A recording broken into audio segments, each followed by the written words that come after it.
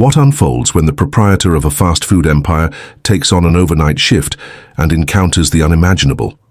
Harvey Allen started his burger empire with a single modest food truck in Ohio. That was a decade and a half ago. At this point, there were 16 locations spanning 3 states, and the burgers had gained a beloved status among college town residents. Harvey still recalled the long days spent laboring for 16 hours, flipping patties and sweeping floors with his own hands. However, recently there had been a change. Sales experienced a decline at several locations. Feedback from customers highlighted extended wait periods, food served at a low temperature, and unwelcoming staff interactions. He despised depending on the updates from his district managers. Everything felt overly polished, almost scripted, prompting him to seek out the raw truth for himself. Harvey chose the spot that had garnered the most negative feedback for the night shift, Store 12, situated in a college town just outside Indiana. He had yet to encounter the majority of the staff, and given the high turnover rate, the chances were certainly in his favor. He let his stubble grow, dyed his hair a sandy brown, donned thick-rimmed glasses, and topped it off with a beanie. Bore no resemblance to the man captured in the framed photo by the soda machines. He entered at 9:52 p.m. The shop shut its doors at the stroke of midnight. A weary shift manager with a fatigued expression passed him a uniform shirt. "So, you're the new trainee, Dylan, correct?" "Indeed," Harvey acknowledged, readjusting his spectacles. "Inaugural evening, awesome. Greetings, I am Marcus, let's make it straightforward. For the time being, simply observe the cashier. That is Rebecca. She will reveal some things to you." Rebecca appeared to be around 20, her ponytail secured beneath her visor, moving with the weariness of someone who had spent the entire day on her feet. She hardly glanced up. "Have you ever operated a register before?" Harvey dismissed it with a simple, "Not this one." "Well, make sure to get it right. We are currently experiencing a shortage of staff." Once more, he observed her swiftly processing the customers. Neither idle chatter nor grins, yet devoid of any hostility as well. Simply effective. A man accidentally spilled his drink, and she was already cleaning it up before he could complete his apology. Harvey made an effort to stay on pace, scooping fries into bags, cleaning surfaces, and replenishing napkins. At 11 o'clock p.m., the lobby was empty. A handful of delivery drivers passed through, coming and going. Once more, the door jingled.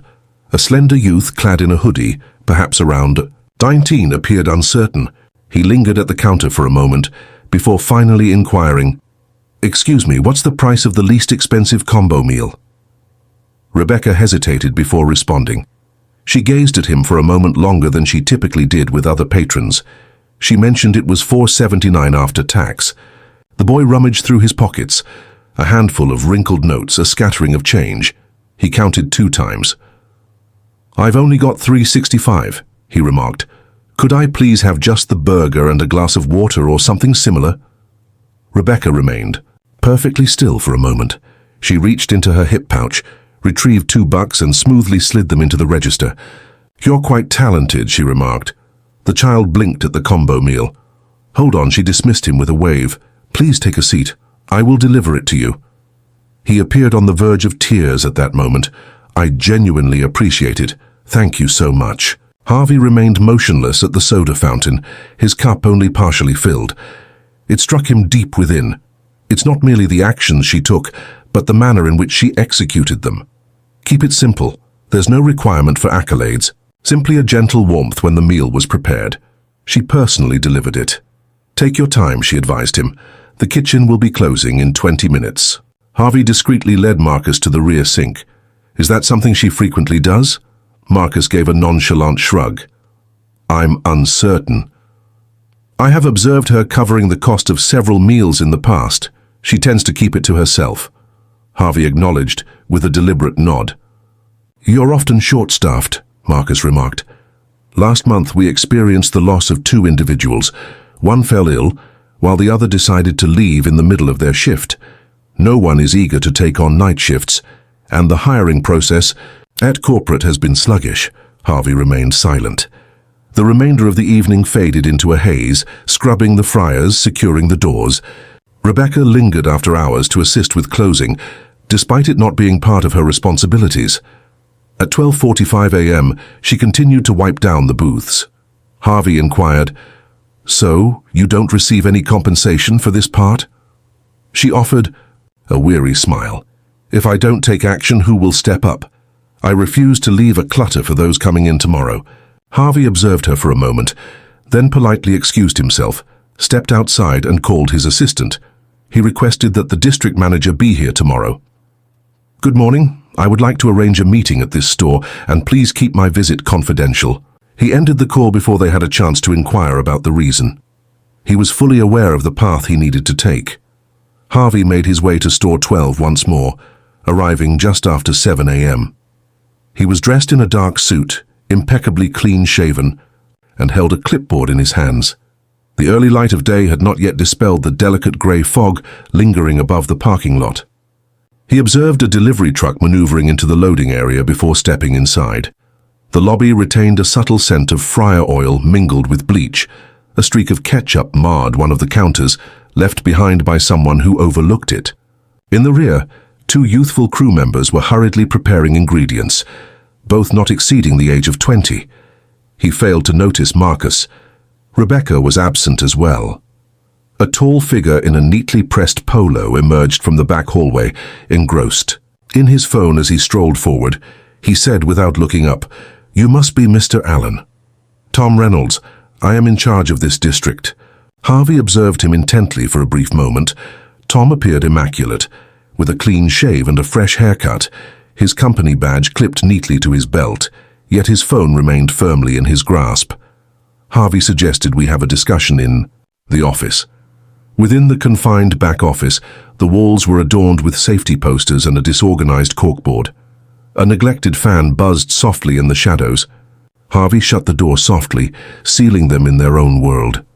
"How frequently do you stop by this shop?" Tom glanced upward, taken aback. "Every few weeks, more or less. I typically switch up the stores I visit. This one moves at a more leisurely pace, so it doesn't require as much slowing down." Harvey interrupted. "It stands as one of 3 sites experiencing a downward trend for 5 consecutive quarters." Tom adjusted his position in the chair. Indeed, the majority of it occurs during the late hours, with college students contributing to the hustle, while the daytime sees a much quieter scene. We've been attempting to bring in additional team members, but it seems that these hours are not appealing to anyone. "Who is in charge of the hiring process here?" Harvey inquired. "The general manager was once in that role, but she departed in March, leaving me to fill that void."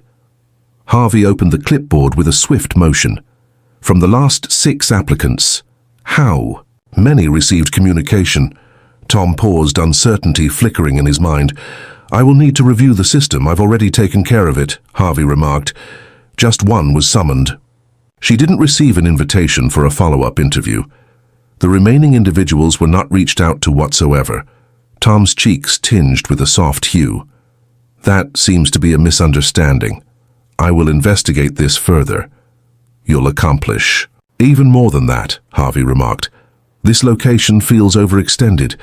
Team members are juggling various responsibilities, putting in extra hours without compensation, and it feels like you're approaching it as a secondary endeavor." Tom's jaw clenched. "With all due respect, managing 7 stores is quite a challenge. It's impossible for me to be present in all places at once." Harvey remarked that it's not necessary to be present in every situation. "There is an expectation for you to be impactful in your current role, and this store has not received the attention it deserves." A sudden knock on the door broke the silence. Marcus hesitated at the threshold, a look of uncertainty crossing his face as he contemplated what lay ahead. "Do you have a moment?" he inquired. "Step inside," Harvey invited. "I desire your presence here as well." Marcus entered, his gaze flitting between the 2 men. Harvey asked him directly, "Did you know your team has been putting in unpaid overtime?" Marcus gave a slow nod. "Indeed, there are times when people linger to wrap things up.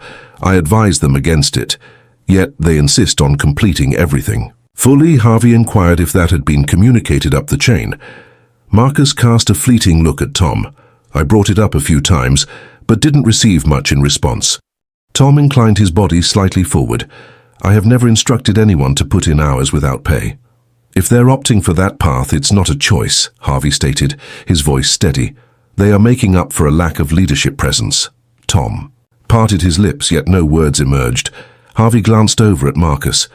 Without a moment's pause, Marcus declared, "Rebecca is your strongest employee."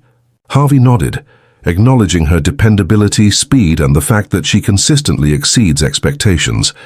"I witnessed it firsthand. She managed 2 stations last night, personally covered a customer's meal, and stayed late to tidy up." Tom's eyelids fluttered momentarily. "What did she do?" "You weren't aware?" Harvey inquired. Tom shook his head in disbelief. "I wasn't informed." "That's the issue," Harvey remarked. "No one seems to be paying attention." The stillness lingered in the atmosphere for an extended moment. "Here's the plan," Harvey stated at last. "Tom, you are resigning from this district, effective immediately. We will identify a position that aligns more closely with your strengths, though it will not include frontline operations." Tom's complexion drained of color. "You mean it?" "I don't make hollow declarations," Harvey stated. Tom rose with deliberate slowness, offered a curt nod, and exited the room in silence. Harvey glanced over his shoulder at Marcus. "You are now taking on the role of GM, effective immediately. We will provide you with the necessary training assistance. You will possess the authority to hire and manage a budget for assembling the night crew." Marcus opened his eyes wide. "Who, me? I have some doubts about my qualifications." "You already?" You've been keeping this place intact without the official recognition. Now you will possess the tools as well." Marcus exhaled deeply. "All right, I will give it my all." Harvey expressed his confidence, saying, "I know you will." He dedicated the remainder of the morning to pacing the floor alongside Marcus, taking in the bustling breakfast crowd. Orders arrived in surges, primarily from commuters, and a handful of parents accompanied by their children. The grill station fell behind on 2 occasions, resulting in one customer receiving an incorrect sandwich. Marcus entered the scene, ready to tackle the issue with unwavering resolve. At 11:30, Harvey inquired with one of the cashiers about Rebecca's schedule. The cashier mentioned that she's working the afternoon shift today. Arrives at approximately midday. Harvey lingered by the rear entrance. At 12:04, Rebecca entered, her hair a touch damp from the light drizzle outside. She arrived, fastened her apron, and made her way to the front, unaware of his presence. He emerged into sight. "Rebecca," he uttered. She halted, a look of bewilderment crossing her face. Indeed, he reached out his hand. Harvey Allen, the owner, found her lips parting ever so slightly, yet silence enveloped her. He remarked, "I noticed your shift last night. Every action you took, I was there learning from you." She blinked, connecting the dots. "Hold on, you were Dylan," he acknowledged with a nod. "I observed your ability to manage customer interactions, tidy up after your peers, and step in during staff shortages, all without a hint of complaint. That shouldn't be the standard, yet you found a way to make it happen." She cast her gaze downward, hesitating on her words. "I'm advancing your position," he continued. "You will take on the role of team lead for the late crew. Additional compensation, increased hours if desired, and you'll assist in onboarding new employees. Marcus will be overseeing your work directly." Rebecca raised her gaze gradually. "What makes me the one? Harvey mentioned that you've been handling the responsibilities all along. Now you will receive compensation for it." She nodded, feeling the gravity of the moment settle around her. "Thank you," she murmured softly. "You deserved it," he responded.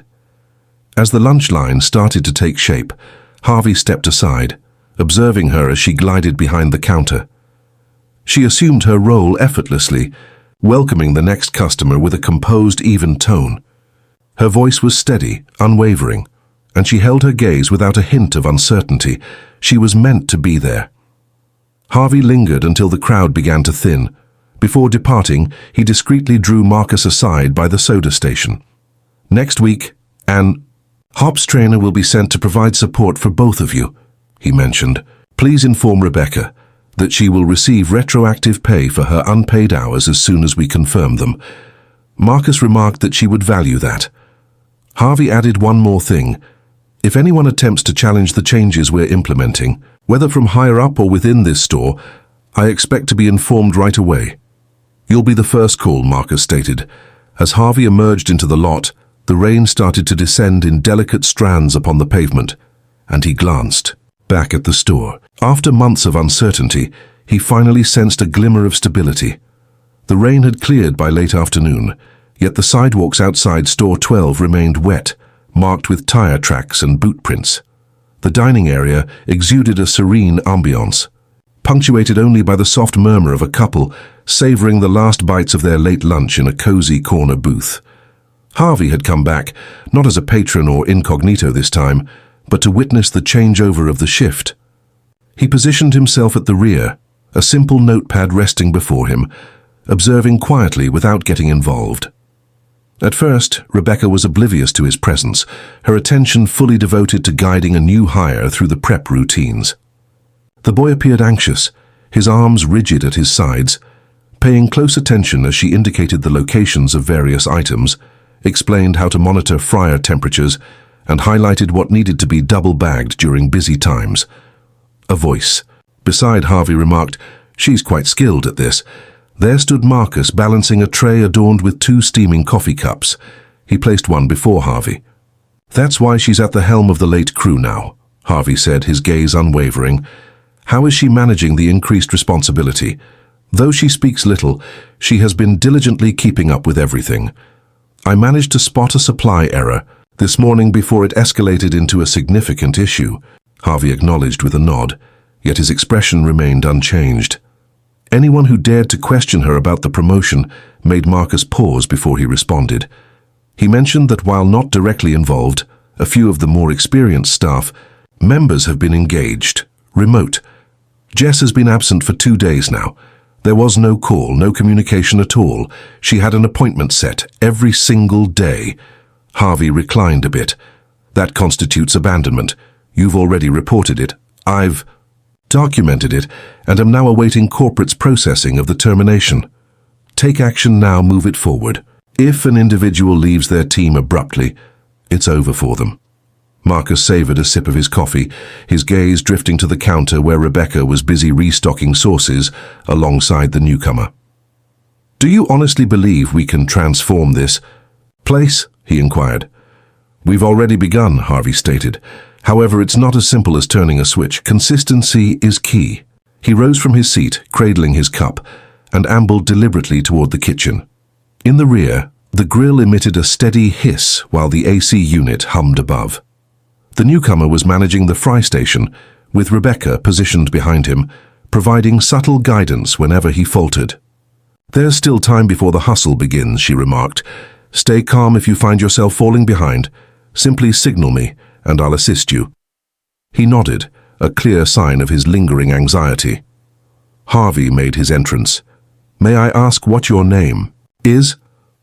"Devin," the boy said, wiping his hands on his apron. "Inaugural day. Stay near her," Harvey instructed. "That approach will accelerate your learning." Devin offered a brief nod before redirecting his attention to the fryer. Rebecca adjusted her stance subtly. "I didn't anticipate your return today. I was caught off guard by the necessity of being." Harvey rested against the preparation counter. "Yet I find myself grateful for having arrived." She remained silent, offering no questions. She persisted in her efforts. "Marcus mentioned that you identified a supply issue." She hesitated for a moment before opening the wok and cooler. "We received 4 cases of shredded lettuce from them. We merely navigate through 2 in a week. I noted it on the invoice and personally contacted the warehouse." Harvey lifted an eyebrow in curiosity. "They will get back to you in due time." "It required me 3 attempts. In the future, please include Marcus in the correspondence. If they overlook you once more, we will take further action." She closed the cooler and rested against the doorframe. They tend to pay more attention when a man reaches out. Harvey remained silent for a moment, his gaze fixed on her. At last, he spoke. "I trust you." "That stops here." She acknowledged with a nod and resumed her task of stocking. The dinner rush commenced at approximately 5:30. Students streamed in, some clad in practice jerseys, others sporting earbuds and backpacks hanging low. The queue extended all the way to the entrance. Rebecca operated with precision, calling out names, redirecting orders, and seamlessly transitioning between the register and the grill as necessary. Devin faltered momentarily, letting a basket of fries slip from his grasp. Oil splattered a bit, yet everyone remained unharmed. He stood still, his eyes filled with shock. Rebecca refrained from reprimanding him. She entered, offered him a towel, and smoothly guided him toward the next task. Harvey observed intently. At 6:15, a tall man in his 30s entered the room. He donned a weathered baseball cap and a sturdy work jacket. He stood in line, then approached the counter, drumming his fingers restlessly on the metal edge. He mentioned that he placed an order online. It should have been ready 10 minutes ago. Rebecca glanced at the ticket screen, surveyed the names, then pivoted back. "Could you tell me the name on the order, Mike?" With a nod, she ordered double bacon and extra onion rings. "That just went into the fryer. It'll be out in 3 to 4 minutes, he remarked with a hint of disdain. "So, why did the app indicate it would be ready by 6? "We're slightly delayed. If you would like, I can process a refund for the order." He leaned in, his voice cutting through the air. "No, I desire the food. I simply expect it at the time I was promised." Rebecca remained unfazed. "Got it. I'll present it as soon as it's prepared." Harvey advanced just as the man began to turn and depart. "Sir," he said softly, "I'm the owner. I apologize for the delay. We're one station down tonight, but we're giving it our all." The man appeared surprised. "Ah, I was unaware of that. I just finished work, and this is my only stop before heading home." Harvey nodded. "Thank you for your understanding. We will expedite the process." The man remained silent thereafter. A few moments later, Rebecca emerged with the bag in hand while Harvey redirected his attention to the kitchen. Devin meticulously cleaned the prep table. A different staff member, one that Harvey had yet to encounter, lingered near the mop sink, absorbed in his phone. "Hey," Harvey said as he approached, "are you on a break?" The young man gazed upward, taken aback. "No, I'm simply awaiting the upcoming set." "What for?" "Orders are displayed on the screen. I thought they would take it." Harvey folded his arms across his chest. "May I ask your name, Jordan? Time is ticking, isn't it? All right, you can either join the line or clock out. It's up to you." Jordan paused for a moment, then gradually tucked his phone away and approached the grill. Harvey glanced at Marcus, who had just entered from the office. "How long has he been at it?" Marcus scowled. "I believed he was assisting with the trash runs." Harvey declared that assumptions were no longer acceptable. "Everyone contributes or they're gone." Marcus acknowledged with a nod and proceeded to the rear to redistribute the assignments. By 8:30, the crowd had dispersed. The tables lay mostly vacant once more, with only a handful of patrons lingering over their drinks or engaged in quiet conversation. Rebecca rested against the drive-through window, taking a sip of water. Devin was replenishing the fry bins. With a newfound determination, Jordan diligently wiped down the trays. Harvey ventured outside for a moment to make a phone call. "Indeed, it's me. Could we retrieve the clock and data for store 12 from the past 90 days? I must verify the scheduled hours with the actual hours, particularly for the late shifts. It seems we might be facing more off-the-clock challenges than we initially realized." He ended the call and stepped back into the house. Rebecca was arranging the cups meticulously when he came back. "Did you take a moment to relax this evening?" She cast a fleeting look at the clock. "Not at this moment." "Take 10. After a moment of hesitation, she nodded and entered the break room. Marcus approached him from behind. "Jordan mentioned to me. I informed him that if he slacks off once more, it will be the end of the line for him." It appeared that he understood the message. Harvey said to inform him immediately if he doesn't. He took a moment before continuing, "And ensure that Devin receives 2 additional hours on his paycheck this week." On the first day, he managed to keep pace. Marcus gave a slight nod, noted with appreciation. Harvey let out a slow breath, feeling the day's burdens pressed down on him. The shop had its flaws, yet for the first time it seemed to be moving towards improvement. This time he was actively engaged. He remained engaged. On the subsequent Monday, Harvey entered the Regional Operations Center, a plain brick structure, nestled between a discount warehouse and an abandoned furniture shop. Upon entering, He discovered his assistant, Claire, already present in the conference room, surrounded by a pile of printed time cards and a laptop displaying the employee's scheduling software. "We calculated the figures," Claire remarked, pushing a document over the table. "Store 12 has accumulated more than 30 hours of unpaid labor over the last 6 weeks, primarily contributed by Rebecca and Marcus." Harvey perused the page. "Is there anyone else?" "2 additional ones. One departed 2 weeks ago while the other, Jordan, placed the paper down. Please ensure that all unpaid hours are corrected by payroll by Friday, and I want a memo dispatched. To each store manager. No off-the-clock labor, absolute zero tolerance," Claire nodded. "It's already been drafted. Would you like me to share it with you before it gets sent out?" "I have faith in you," Harvey expressed. "Go ahead and send it." She took a moment before continuing. "Tom has asked for a meeting. Expresses a desire to provide feedback prior to changing positions." Harvey stood firm, scheduling it, but emphasizing that the decision is final and not open for discussion. He departed from the center and headed directly to store 12. The sun blazed against the windshield while the street signs danced with a subtle shimmer in the heat. When he finally got there, the parking lot was already half occupied, and the queue inside extended almost all the way to the entrance.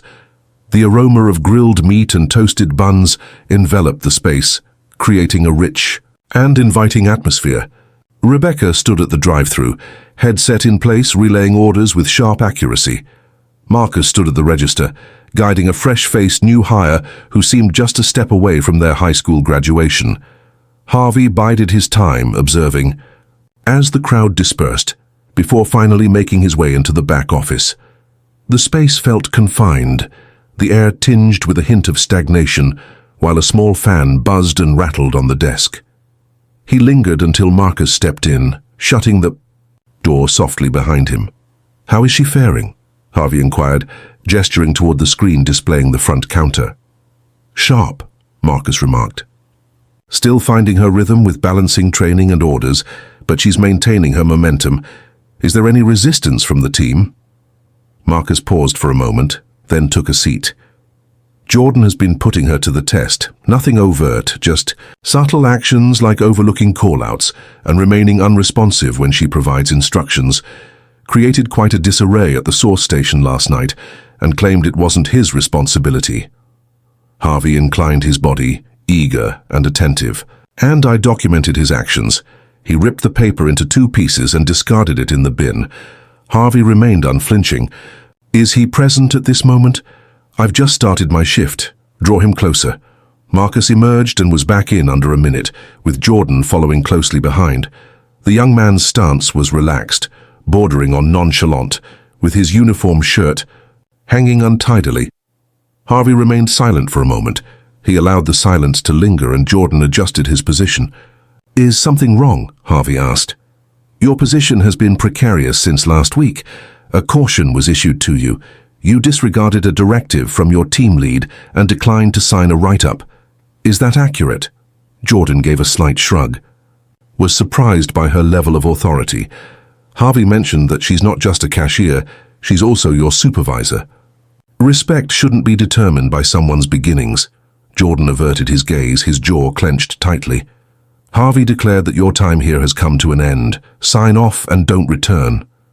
Jordan's gaze shot upward. "It seems I'm being let go." "For that, due to ongoing insubordination, a refusal to adhere to instructions and a lack of respect for leadership," Harvey stated. Indeed, Jordan appeared ready to dispute, yet a single glance at Marcus, resolutely positioned next to Harvey, quelled his intentions. He pivoted, murmuring a few words softly, and exited the room. Harvey paused, allowing the outer door to close completely before he redirected his attention to Marcus. That ought to have occurred earlier. Marcus expressed his desire for certainty. Harvey responded with certainty from yesterday. "Next time, take action as soon as you realize someone is causing harm to the team." Marcus nodded, his demeanor more subdued now. Harvey emerged into the kitchen. Rebecca assisted the newcomer in replenishing the sauces, her sleeves pushed up to her elbows, a glisten of perspiration adorning her forehead. Her gaze lifted as she caught sight of him. "Do you have a moment?" he inquired. She trailed behind him, into the break room. The space was devoid of life save for a handful of chairs and the soft hum of a vending machine nestled in the corner. "I just let Jordan go," he said. She nodded. "I anticipated it was on its way. You ought to have informed me earlier." She expressed that she didn't want it to appear personal. "I believed I could handle it. Harvey remarked that you were in control of it. However, that doesn't imply you were obligated to." She remained seated, her hands neatly resting on her lap. "Some individuals believe I landed the lead role solely because they witnessed me cover the cost of that meal." Harvey positioned himself opposite her. "You earned the position through your leadership, even in the absence of a formal title. I have finally handed it over to you." She took her time to reply. "I understand the feeling of being overlooked," she finally admitted. "During my initial job, the manager referred to me as kiddo for half a year. I was 19. I outpaced the entire team, effortlessly. It remained inconsequential." "It holds significance in this moment," Harvey stated. "However, should anyone challenge your authority once more, please inform Marcus or me right away." She nodded with a deliberate slowness this time. He rose to his feet. "By the way, you're back. Pay will be included in Friday's check." Her eyes widened slightly. "There was no need for you to take that action," he replied with a firm no. "However, I did. We address what we refuse to let persist."